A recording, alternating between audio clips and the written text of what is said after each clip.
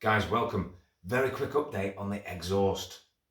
If you've been watching the channel for a while, you'll know that I swapped the exhaust recently. So this video has got two pieces of information that you might find useful. The first part is for anybody who rides an automatic scooter that's fuel injected who has changed their exhaust. The second part is more specific to Royal Alloy riders and the heat shield, right? But I'm just going to tell you, based on my own experience, what I've discovered. And remember, I'm a complete amateur, I'm a novice, right? So don't take this as advice, I'm just sharing what I've experienced, and it might help some people out. So the first thing is, these Royal Alloys GT125, fuel injected, and apparently when you swap the exhaust, okay, what happens is the ECU needs to be reset. Now, how do I know this? Because what happened when I changed mine is the top speed dropped, right? So the top speed on the Speedo before was reading like 67, 68. When I swapped the exhaust for an exact identical exhaust, right, the Royal Alloy exhaust, the top speed dropped to about 56, 57. Okay, so a big difference, 10 miles an hour on the Speedo. So I did a little research and I found online that a lot of other people have experienced the same problem. They've swapped their exhaust, normally for a different brand like a Scorpion or a Tasso or any kind of different performance exhaust, and then they've noticed a decrease in the top speed, okay? And it always seems to be on these automatic scooters that are fuel injected. So what did I find out? I read online that if you disconnect the negative battery terminal, it resets the ECU, okay? And I don't understand how it works. You know, I'm not a professional, but I read this on several different forums and I was very skeptical, and I thought, well, that's not going to work, but I'll give it a try. It costs nothing. So I disconnected the negative battery terminal, and people were saying like leave it 5 minutes, 10 minutes, 15 minutes. I left it for 45 minutes. Then I reconnected it, turned it back on, took it out for a spin on exactly the same route where I'd measured the drop in speed, and the conditions were the same, everything was the same, but the top speed now was back up to 67/68 miles per hour on the Speedo, okay? Now, that's a big difference, 10 miles per hour. And like I say, I was skeptical, but I told my friend Gaz, who had actually bought this exhaust from, he's got a Scorpion on his and he was experiencing the same thing. Since he'd had the Scorpion fitted, he was finding that the top speed was a little lower and he couldn't figure out why, right? And it was really annoying him. So I told him this trick and he tried it, and guess what? It worked for him as well, right? He noticed a definite increase in the top speed, and especially going up hills and things. So,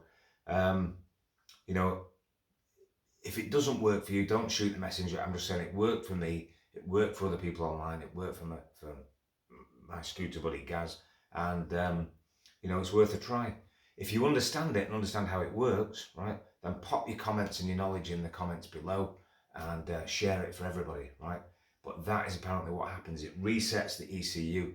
The ECU then needs to relearn the correct mixture of air and fuel, and how much to inject and so on, and it does all that automatically, and it does it because it's been turned off. It has to reprogram itself and relearn, right?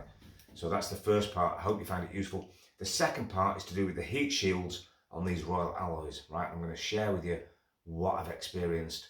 I'm going to bring the camera in close so you can see this. Okay, so you'll see down here we've got the two heat shields. The top one there is the one that came with the newer exhaust that I bought off Gaz, and the second one here is my old one that was on my original exhaust when I bought the scooter second hand. Okay, and you'll notice here that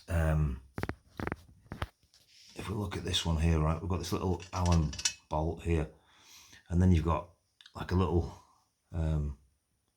split washer there, like a split spring washer there, okay? And then here you've got another washer which sits in there, right? So there's no rubber washers or anything like that, okay? So that's the original heat shield. The one that I bought off Gaz had these, right? And you'll see the difference here. I'm gonna take that out of there, pop it there, and I'll put this one next to it, right? And you'll see the difference in size, okay? Now this one has got that, and it's got this big metal bit that sits inside there, okay? And then you've got two rubber washers. One goes behind and one goes underneath there. So you see that? You've got one there and then I think one's meant to go behind. Now the thing is, when you put this onto the exhaust, which is what it's meant to do, it's got a little bit too much give, it's got a little bit too much play.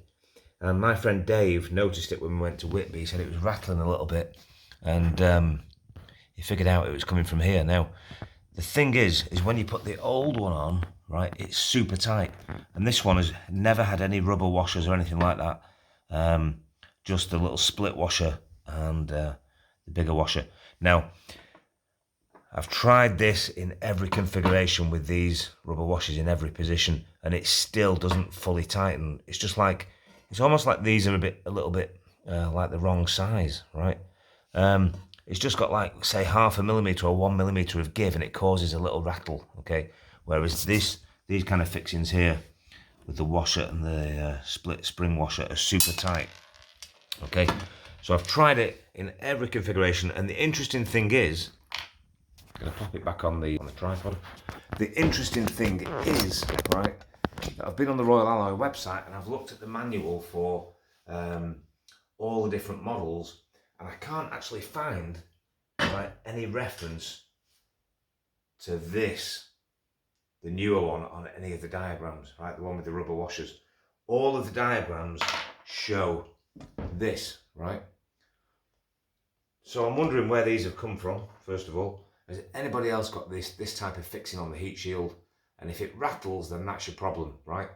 Get yourself the old style little Allen head with the split washer, the spring washer, and no rubber washers, and you will do away with any rattling. And I'm going to put it on now with a little bit of Loctite, and it'll be solid, and it'll stay solid, all right? So I hope you found that useful. First part, for anybody with an automatic scooter that's fuel injected. Second part, if you've got a Royal Alloy with a rattly heat shield, then have a look at your fixings, all right? Cheers, guys. Thanks for watching, and don't forget to subscribe if you like the videos.